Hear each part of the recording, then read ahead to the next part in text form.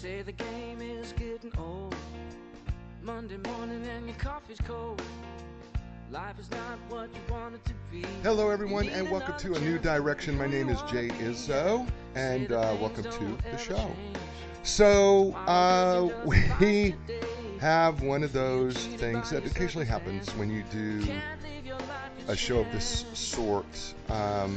Sometimes we will do a show, and you have a guest that you're planning on, and all of a sudden I found out that our guest today, Matt Luhn, has recently had an unscheduled surgery, and so he is not going to be able to be on the show today.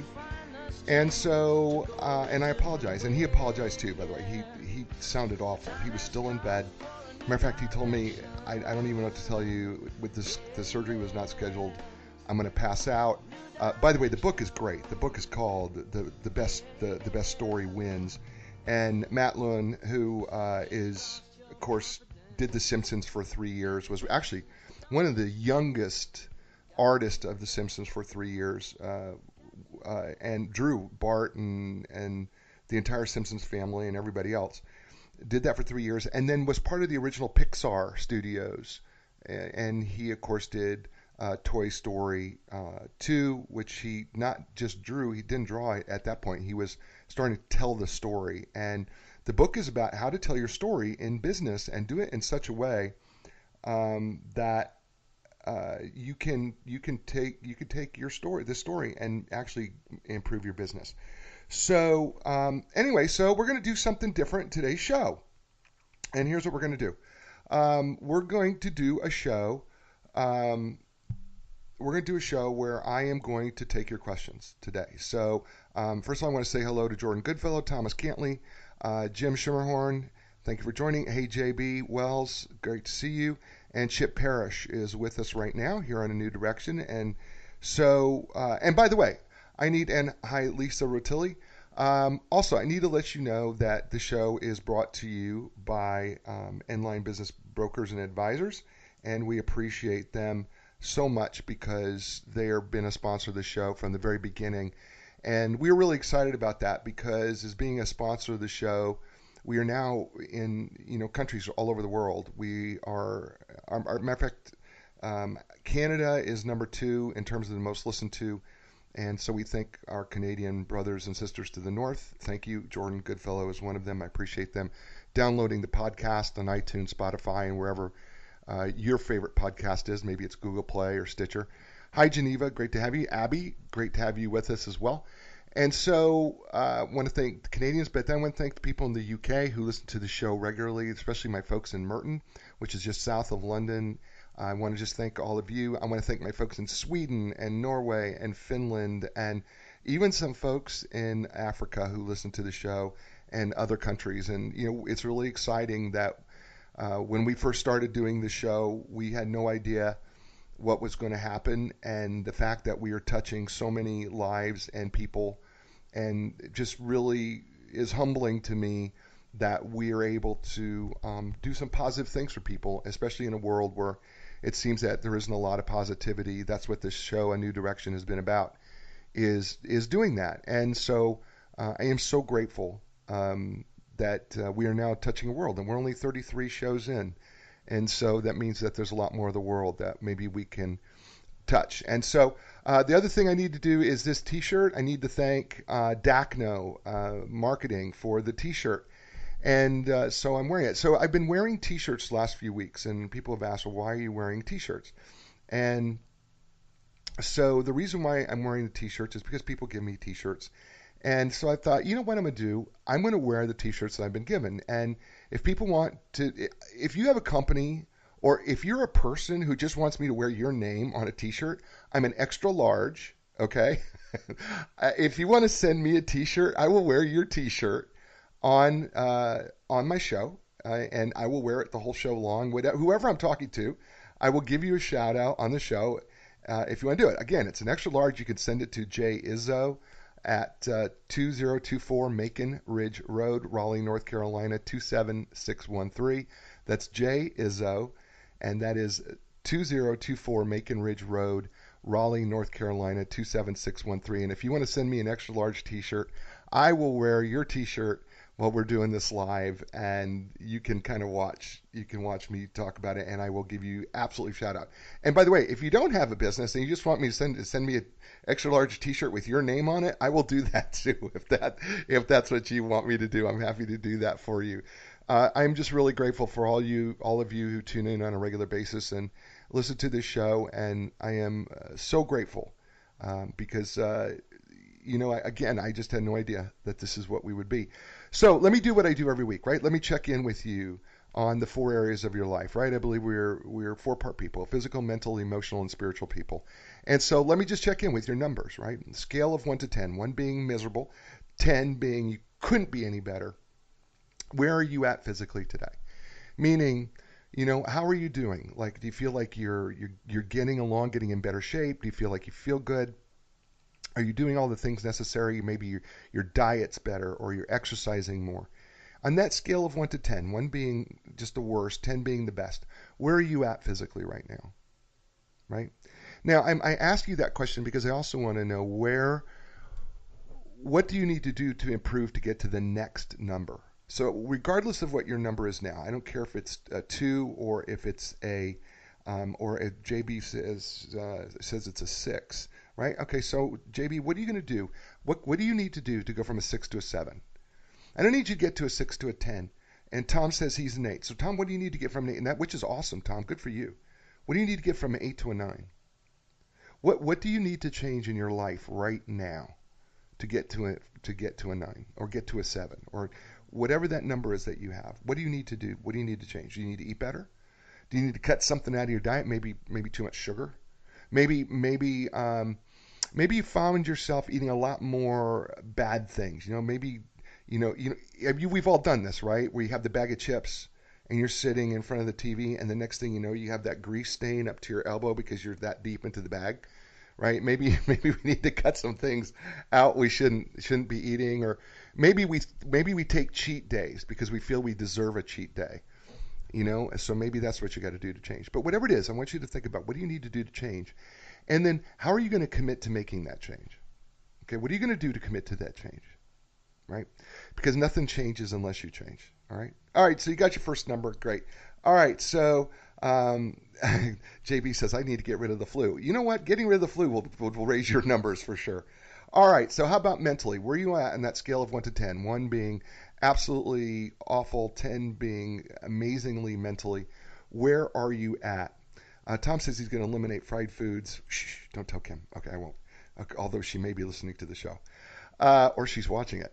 So what about mentally? What are you feeding your mind right now? Right? Are you feeding your mind good things? You can feed your mind good things and bad things, right? Just like you can feed your body good things and bad things, right? You could do the same thing mentally. Sometimes we can consume the wrong thing in our mental state.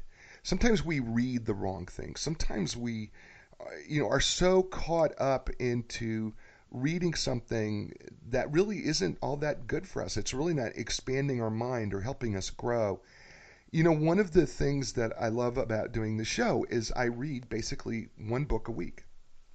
And it's really cool because I've noticed as I've done this, and I've never done this before, by the way, of reading a book a week, what it does to my brain.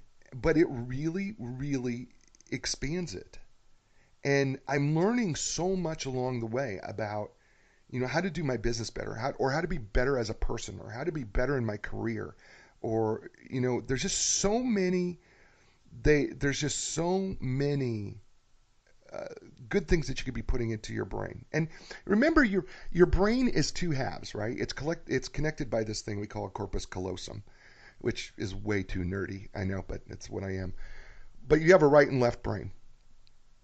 And your right brain is that's your creative side. So you need to feed that creative side. You need to feed the right side. You need to do something creatively. And you say, well, what can that be? Well, you could learn a language. You could take up an instrument. You could try to learn a new instrument. You can draw. You can do something artistic. Or, you could do things with words, word puzzles. You could do things that expand it. Play some Scrabble. That's creative, right? I mean, it sounds so simple, but it's really true. It's a great game. And then you have the left side of your brain, right, which is the logical side of your brain, right? So here's the thing about the left side. I think the left side is sometimes so much more easier. Hi, John Mosier. Here's the thing that is so much easier about the left side of your brain. It's so much easier to find logical things to read. It doesn't make us feel good necessarily, but they're logical. The logical things, the numbers, the logic. And we need to feed both sides of our brain. The mistake that we make is we get sucked up into one side or the other, right? And I have friends who, will only want to be on the logical side, and they don't want to have anything to do with that fun, creative side. And then I have people who only want to do the fun, creative side and don't want to do anything on the logical side. You've got to have a balance of both. So on a scale of 1 to 10, what's your number mentally? How have you been doing, right? On a scale of 1 being miserable, 10 being awesome, how are you doing mentally in feeding your brain? All right, you got that number? So you got two numbers, right? You got a physical number, a mental number. Now let me talk to you emotionally. How are you doing on the same scale, 1 to 10, 1 being miserable, 10 being awesome? How are you doing emotionally? And what do I mean by that is, how well are you able to keep your emotions in check, first of all, right? Do you get angry at little things? Like if that person cuts you off, does it upset you? Does it anger you just like that? Or are you able to kind of let it go? If somebody does the littlest thing wrong, does it just get under your skin so much that you want to do something about it? That's where you need to check yourself in terms of your emotions, right? Because what we know about emotions, and here's the thing that we get totally wrong on emotions, is that we believe there's a philosophy that says, well, if you don't let them out and you hold them in, that's the way that you're going to be able to get rid of that. And that's absolutely not true. What we know, the research is so clear on this, the angrier you are and the more you let it express it, the angrier you will get. It's true. It's just what we do as humans. So controlling our emotions is key. And what happens is sometimes we let circumstances guide our emotional state. And it's really easy to do. Listen, I'm not telling you that I've got this down, all right, because I clearly don't. But when we are able to face our circumstances, hi, Jason, when we're able to face our circumstances and not react to them because of the way things are happening and are able to control our emotions, that's when we can start clicking in our mental side and our physical side to do something about it. So controlling our emotions is so important. The other part of how are you doing emotionally is how well are you relating to other people's emotions. And do you know what one of the keys to, and I struggle with this all the time, I'm complete vulnerability and transparency here. Listening is a key skill to understanding other people's emotions. Do you know what they feel? Right? Do you understand how they feel? Really? And do you care enough to understand how they really feel? See, I don't care what business you're in. I don't care what relationships you're in, whether you're married or single or you're trying to date or you're trying to sell something. The fact of the matter is everything that you read, including in this book and other books that I have done on the show about marketing, if you're able to really tune into somebody else's emotions, you're probably going to win the deal. We're so busy trying to tell people what we want and how we feel that we spend less time trying to understand how other people feel. And if you're in sales or if you're managing people or you're part of a team, understanding how people feel is critically important to success. I am convinced of it beyond anything else. When we start understanding each other and how they feel, I don't have to agree with you, but if I understand it, now what happens is I'm able to go forward because people want to be understood. What one of us doesn't want to be understood? I just want people to understand me, right? We all want that. So why don't you become that as part of the emotional piece? So scale 1 to 10 emotionally, where you at? All right, you got that number? Good. Okay, finally, the spiritual piece. Scale of 1 to 10, where are you at spiritually? And you say, Jay, I don't believe in spiritual things. I get that a lot, where people ask me, I just don't believe in spiritual stuff. But the truth of the matter is you do. You don't see it as spiritual, but you actually do believe in spiritual things, because there are so many things that you cannot explain in terms of science and in terms of things that you see. And you go, give me an example. Okay, so you can't explain, for instance, why we love someone else. It's not a physical attraction. It might be a part of it, but you can't explain why we love another person that we're not even connected to. It's very hard. It's hard to explain why you love a dog that doesn't communicate back with you. It is hard to explain why somebody would die for somebody else that they don't know, and yet our military and police officers do it every day. Right? Because there's something bigger than that. There's something that science can't explain and never will explain it. Right? Is why we have all those things, right? It's because there's something bigger than us, and we believe in it. Some people believe in karma, or they believe in nature. Some people believe in God, and so, excuse me. So when I ask the question, spiritually, where are you at? I'm asking you, how are you tuned in, right? And if you do believe in God, I'm going to just ask you, how's that relationship going, right? And what do you need to do to improve it? Just like I ask on any of the other 4 areas, right? And then I would ask you, whatever that spiritual areas of your life, I would ask you this. I would ask you, is it working? Do you feel a sense of peace? Do you feel a sense of joy? I didn't say happiness. I said joy, right? It's two different things. Okay. So you got 4 numbers: a physical number, a mental number, emotional number, and a spiritual number, right? Scale of 1 to 10, right? In each of those areas. You got to think of those 4 numbers as the 4 legs of a table. Okay, so the 4 legs of the table, right? And if they're uneven, it's going to be pretty hard to eat off that table.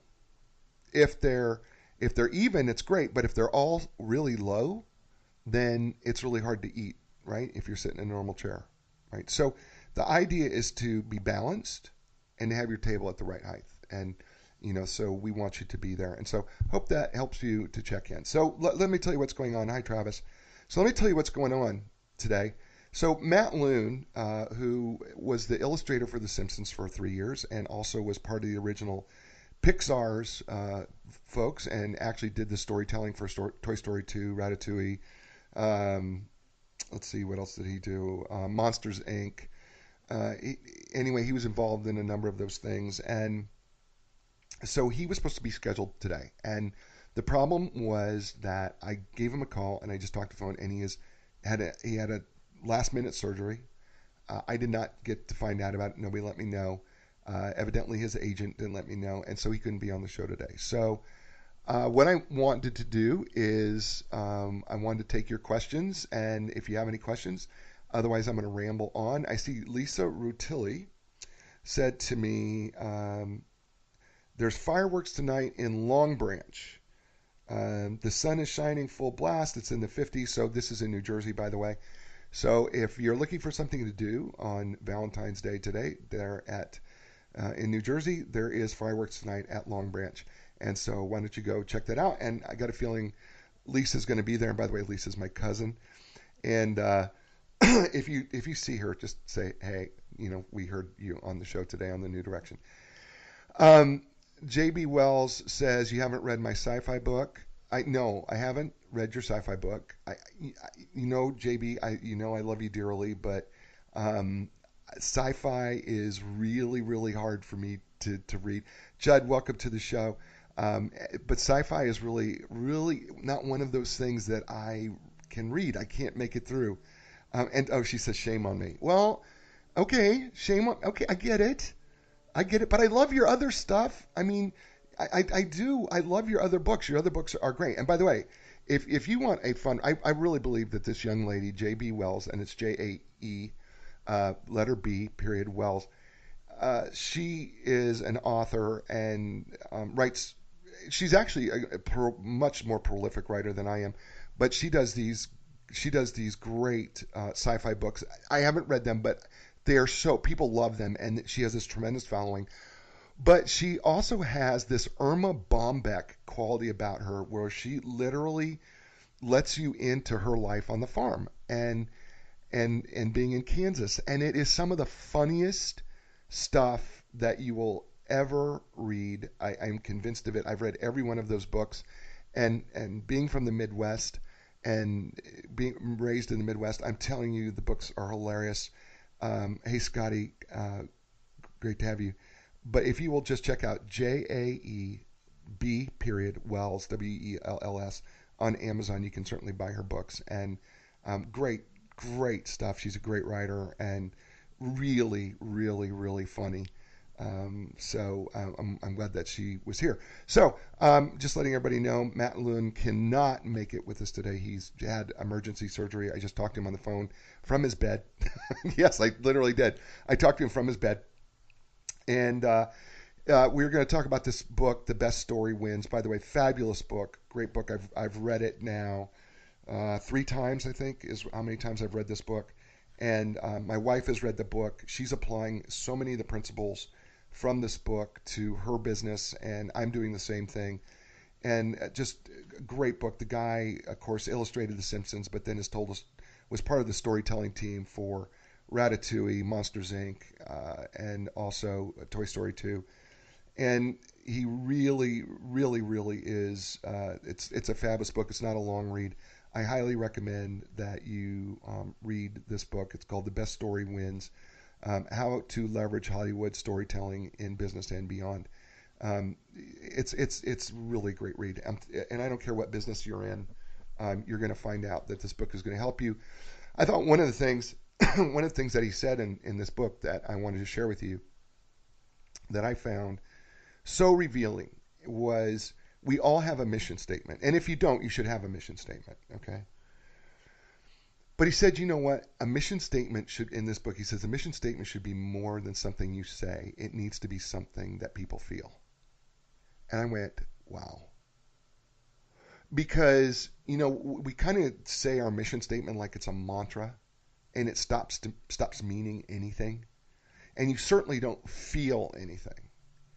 And, one of the things that I've always wanted, what I want to do with this show, right, A New Direction, is I want people to feel, right? I want them not just to be, I want them to feel something. I want them to feel like they're a part of something and that the show is being helpful to them. I want them to feel like we've given them something that not is only emotional, but that mentally challenges them, that makes them think. And I wanted it to be a show that physically you'll do something and then, enhance yourself on some spiritual level as well. And so that was the whole goal of the show, is that we were going to enhance the 4 areas of your life that I'm so firmly believe in, which is why I ask you where you're at every week, because I'm such a firm believer in that this is what the goal of the show is, to help all those areas of your life. And so when he started talking about the mission statement as being something that you feel, not just something that you say, it really rang true with me, because I know that's what I want us to do, is to help people find a new direction in their life, in their career, in their business. Hey, Michael. And I want to ask you, if you're in business right now, or if you're in sales, what is your personal mission statement? Right? I mean, what is your personal mission statement in life, in your business, in your career? I mean, if I were to ask you, Michael, what's your personal mission statement? Or Judd, what's your personal mission statement? What would it be? Travis, what's your personal mission statement? JB, what's your personal mission statement? Is it something that you say? Is it something that you've even thought about? And is it something that is felt, or is it something that you just say? Right? And it really hit me. Hey, Kelly, what is your personal mission statement? Is it something that you just, or what's your business mission statement? Is it something that you just say, or is it really something that other people can feel? And then do you demonstrate that? Whatever your mission statement is. I mean, do you demonstrate that day in, day out? JB says to me, I encourage others to live, learn, love, and laugh again. Okay, I can feel that. I can feel that. Okay, yeah. right? Because you got the encouragement, right? By the way, we underestimate the word encourage. Okay, encourage means to give another person our courage. Right? We underestimate that word. We say it, we think we know what it means, but really, it's taking a part of our courage and giving it to someone else so that they can do something with that. Right? So, what is your mission statement? What's your business mission statement? Do other people feel it? Do you feel it? Or is it just something that's clever, right? That you say. I just say, I can just rattle it off. Sometimes what happens is with a mission statement, it becomes a mantra that just is something that I just can spew off the top of my tongue and it becomes meaningless. Right? That's why I thought Matt was so good about saying that in this book, The Story Wins, How to Leverage Hollywood Storytelling in Business and Beyond. Is, is your mission statement something that you say or is it something that you feel? Right? It's pretty good. I think the other thing, hey, Jess, I think the other thing that I would say to you that this book was also great, and when we do get him on, and by the way, we're supposed to be talking to Matt Luhn today. He was one of the youngest illustrators of The Simpsons. I think he was like 19 years old when he was drawing Bart and Marge and Homer and Lisa and all the other characters. I think he was like 19 years old or something like that. It was like one of the youngest illustrators ever for The Simpsons. Did it for 3 years. And then he went to Pixar Studios when they first started opening up and was doing some drawing there with computer-generated graphics. And then he wanted to get into storytelling, and he became a storyteller, of course, as part of the team that did Toy Story 2, Ratatouille, Monsters, Inc., etc., and so forth down the road. But I think the other thing I want to ask you that, and when and we couldn't talk to him today because he had surgery that he not scheduled, and so he couldn't do that. Tom says, here's his mission. Let's see what we all think of this. Live a life of integrity and honesty, never losing sight of what is most important. Okay. I hear you, Tom. I hear you talking on that. Live a life of integrity. Now, let me ask you this, Tom. How does that help someone else? Just asking the question. Just asking. It's not a criticism. It's asking a question. How does what you do, your mission statement, how does that help someone else? Just a question. Just throwing that out there. Because I think one of the things about my life mission statement, right, is to help people find a new direction in their life, in their business, in their career, right, and one baby step at a time. Is I think one of the things that I want, really want to do is I really want to see people improve, regardless. And it's a daily part of I live it daily. My daily life is to try. I got to find one person I'm going to make better, right? And so hopefully there's somebody out here that either is listening or watching or is listening this on a later podcast that I'm helping be a little bit better in some area of your life, because there is nothing. That is my purpose. I am convinced that my purpose on this planet is that I'm supposed to help as many people as I can be better at whatever their life challenge is. Well, I guess that's my mission statement, isn't it? Okay, I'll take that. But it really is. It's my purpose. I know that doing what I'm doing now, doing what I'm doing right here, it's this exact moment, right? My goal is I'm trying to help people be better at what they do.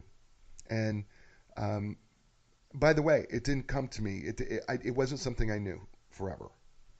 Right, and I will also tell people who are struggling to find out what their purpose is. I will tell you that it did not show up until far more recently in my life. Okay, I had no idea. Right, and sometimes we're just not ready to know what our real purpose is. Sometimes we have to be prepared to know what our purpose is. Right, and then once we know our purpose, our mission statement falls out of it. And so sometimes in all of this, that when it comes to our purpose, is that we will find it, we'll stumble across it, and then all of a sudden we realize that our talents and our personality and our passions all come into alignment, and we find our purpose. And I'm totally convinced of that. That the talents, the things that come naturally to you, the things that you may not even think that these things are a talent, but they're a talent, right? Right. I mean, I had to get my hair. To just give you an idea, I had to get my hair colored and cut. Okay, I do that. I'm just gonna be honest. I do it. Okay. The cutting, of course, but I have to get it colored because I am like stone white. Seriously, my hair is stone white, and so I have to color it because I'm just not ready to look like the Crypt Keeper. Okay. So, this guy, I've never had to get my hair cut by this guy because my regular hair person, she had shoulder surgery and she couldn't cut my hair, so she sent me to this other person. And we were talking, and he didn't even recognize that his natural ability, right? I mean, he was doing hair before he ever went to a salon class, right? And just had the natural ability to do it. It's a talent. Right? I mean, it's a talent. He was talking about all the talents that he had. He didn't even think of were talents. Without going to school, he had these natural abilities. Right? Everybody thinks that, when it comes to talent, that somehow you have these natural abilities, that you have this, you've educated in something, and no, there's these natural abilities that people just have. They get it for whatever reason, right? They don't have to go to school, but they just understand how everything works, and then they read a few books and they become amazing. Sorry. Doesn't seem fair to those of us who've been in school like forever. Yours truly. So the talent thing, and by the way, talents are not like always athletic, right? Some people are great with numbers. They just have a natural ability to understand numbers. Talent. Some people have a natural way with words. Talent. Right? I mean, understanding what your natural talents are is really important. And then understanding what your personality is. Are you more extroverted, introverted? Are you more open to experience or closed to experience? Are you conscientious about things or not so conscientious? Are you more intuitive, or do you have to have to see to believe? Do you filter things through your left side of your brain, or do you filter things through how you feel about it?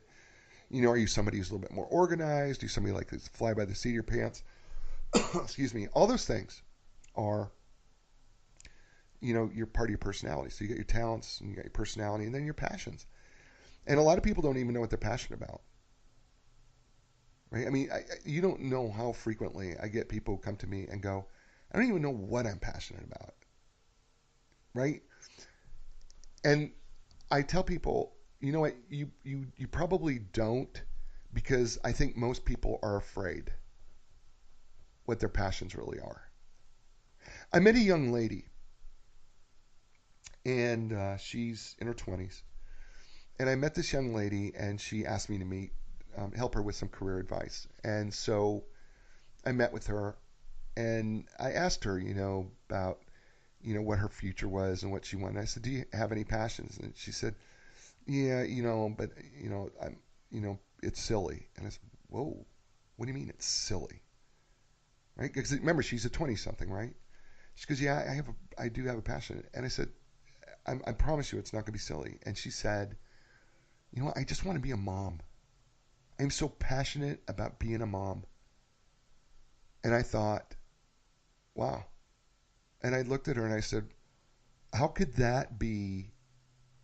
Why would you be embarrassed about being passionate about wanting to be a mom? What have we done in society that a 20-something-year-old lady who is passionate about wanting to be a mom, what have we done that she felt uncomfortable or embarrassed that she couldn't come right out and say, my passion is I just want to be a mom, and I want to be a great mom? Wow.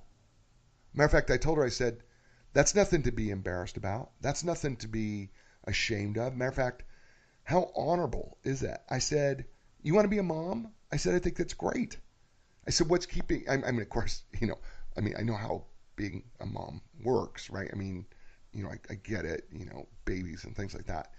But I mean, she said, I'm just not in a place where, I feel like we're ready, to to be a mom. And she said, but it's really what I want to do. And I thought, what a cool life. And, that this is what she wanted. And so some people are embarrassed about what they're, passionate about. Hey, Nikki, how are you? And she says, my passion is about being the best mom I can be to my 2 adult kids, one who's at college at UNC Wilmington. Cool. You know what? I think sometimes, Lisa says, I became passionate about historical interpretation. Who knew? If you would have told me this is Lisa Rotilli talking. If you would have told me 3 years ago that I'd have been doing this, I wouldn't have believed you. See, this is where it comes. I'm telling you, this is where it comes from. It comes out of nowhere. Some of you don't even know what you're really passionate about until you stumble on it. I feel like it's like a jewel that we stumble. Because I got to tell you something.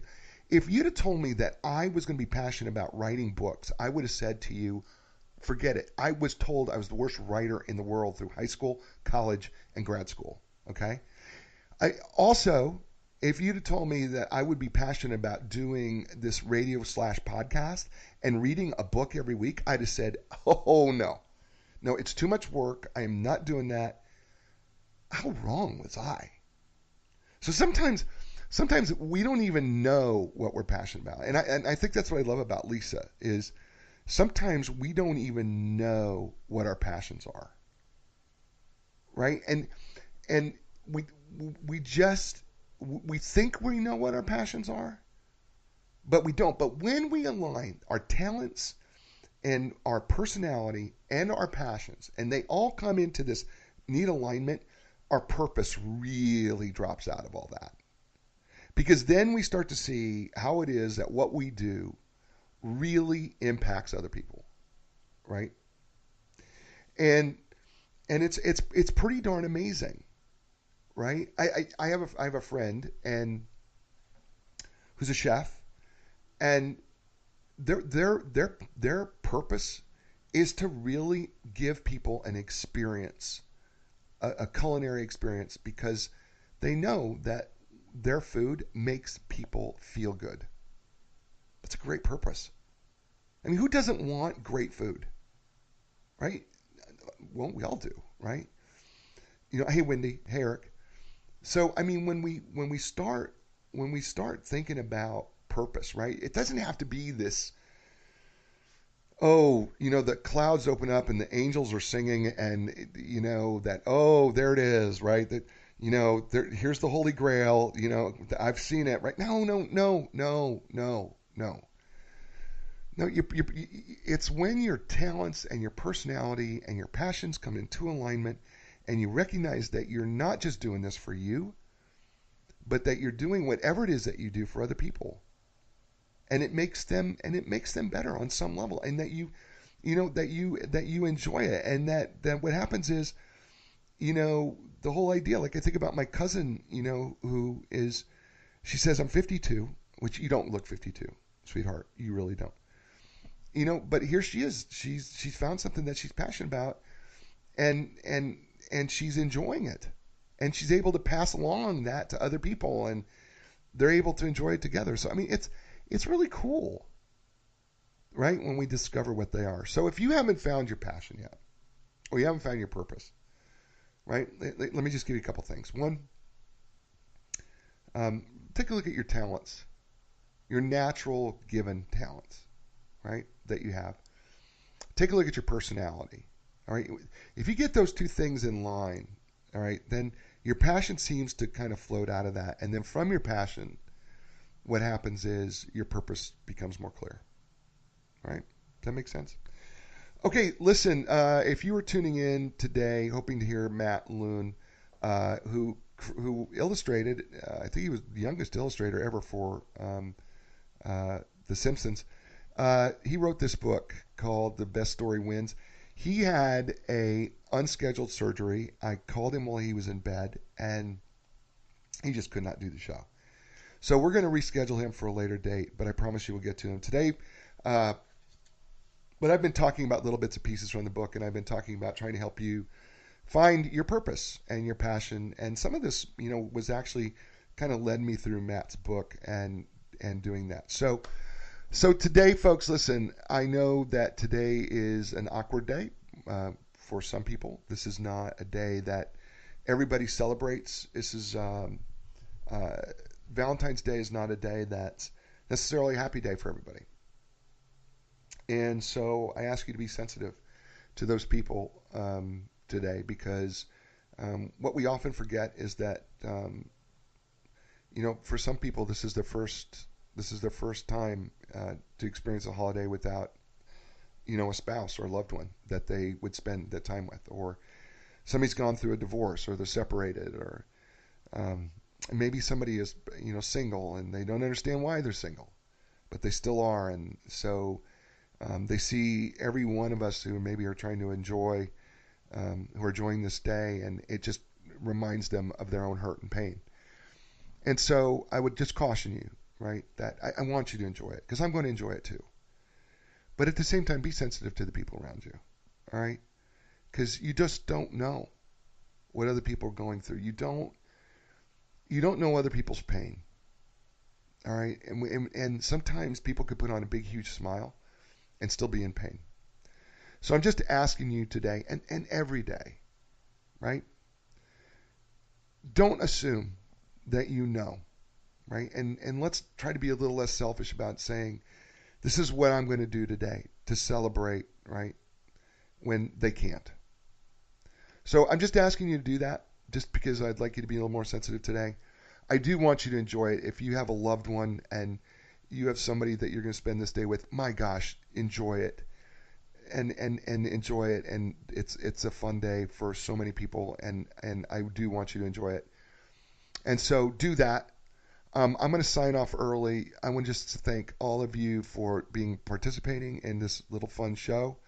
And thanks, JB. And I just want to thank everybody for participating in the show. Listen, as I say to you every week that we're together, I say be inspired, because when you're inspired, that means you can inspire someone else. And when they inspired, they can inspire someone else in turn. And that could just make this world a really awesome place.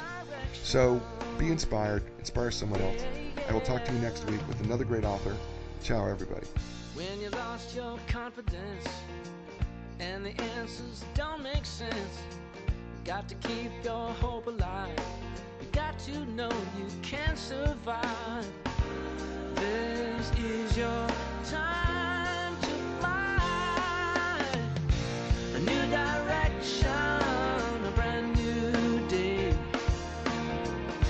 A new direction, things are gonna change. You can find the strength to go a different way, yeah. The time has come. Your dreams will take you places you have never been before. Find your passion, find your strength. Don't worry anymore. A new direction. A new direction.